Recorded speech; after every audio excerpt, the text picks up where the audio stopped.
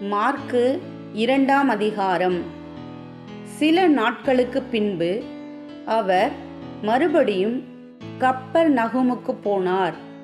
அவர் வீட்டில் இருக்கிறார் என்று ஜனங்கள் கேள்விப்பட்டு உடனே வாசலுக்கு முன்னும் நிற்க இடம் போதாதபடிக்கு அநேகர் கூடி வந்தார்கள். அவர்களுக்கு வசனத்தை போதித்தார். அப்பொழுது 4 பேர் ஒரு திமிர்வாதக்காரனை சுமந்து கொண்டு அவரிடத்தில் வந்தார்கள். ஜனக்கூட்டத்தின் நிமித்தம் அவருக்கு சமீபமாய் சேரக்கூடாமல் அவர் இருந்த வீட்டின் மேற்கூரையை பிரித்து திறப்பாக்கி திமிர்வாதக்காரன் கிடக்கிற படுக்கையை இறக்கினார்கள். இயேசு அவர்கள் விசுவாசத்தைக் கண்டு திமிர்வாதக்காரனை நோக்கி, மகனே, உன் பாவங்கள் உனக்கு மன்னிக்கப்பட்டது என்றார்.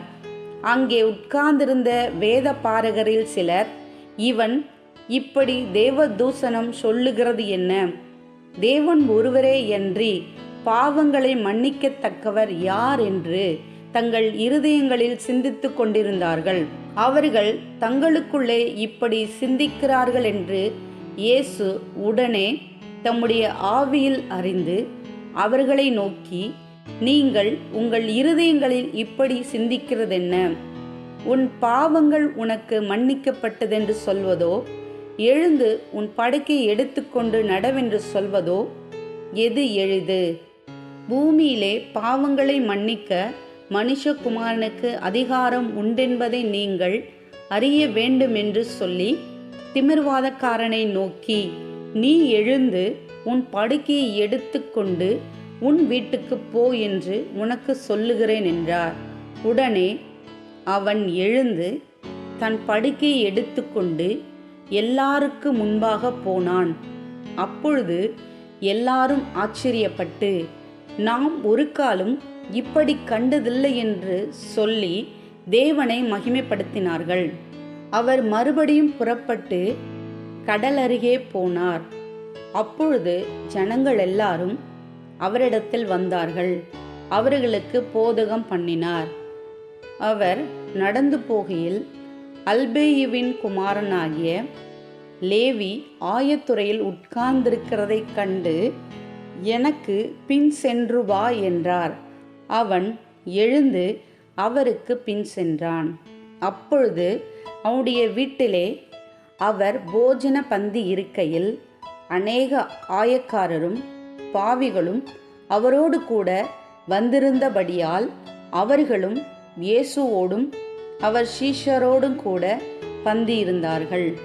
அவர் ஆயக்காரரோடும் பாவிகளோடும் போஜனம் பண்ணுகிறதை வேத பாரகரும் பரிசேயரும் கண்டு அவருடைய சீஷரை நோக்கி, அவர் ஆயக்காரரோடும் பாவிகளோடும் போஜன பானம் பண்ணுகிறது என்னவென்று கேட்டார்கள்.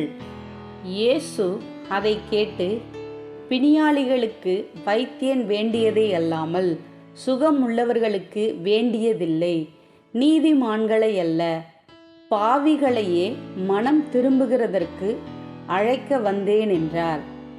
யோவானுடைய சீஷரும் பரிசேயருடைய சீஷரும் உபவாசம் பண்ணி வந்தார்கள். அவர்கள் அவரிடத்தில் வந்து, யோவானுடைய சீஷரும் பரிசேயருடைய சீஷரும் உபவாசிக்கிறார்களே, உம்முடைய சீஷர் உபவாசியாமல் இருக்கிறது என்னவென்று கேட்டார்கள். அதற்கு இயேசு, மணவாளன் தங்களோடு இருக்கையில் மணவாளனுடைய தோழர் உபவாசிப்பார்களா?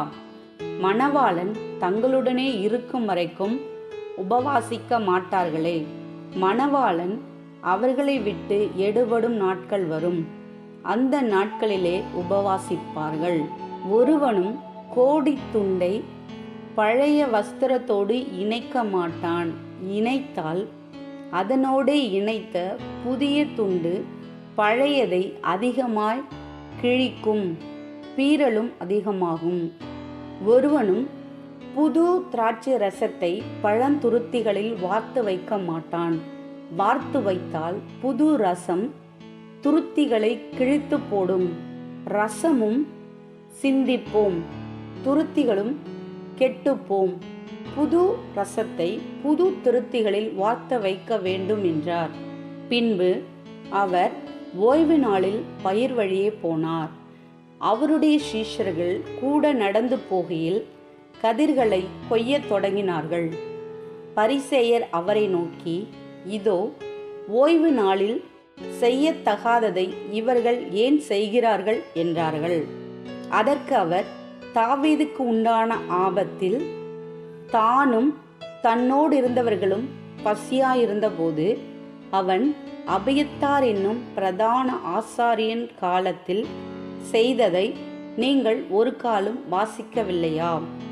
அவன் தேவனுடைய வீட்டில் பிரவேசித்து ஆசாரியர் தவிர வேறு ஒருவரும் புசிக்கத்தகாத தெய்வ சமூகத்து அப்பங்களை தானும் புசித்து தன்னோடு இருந்தவர்களுக்கும் கொடுத்தானே என்றார்.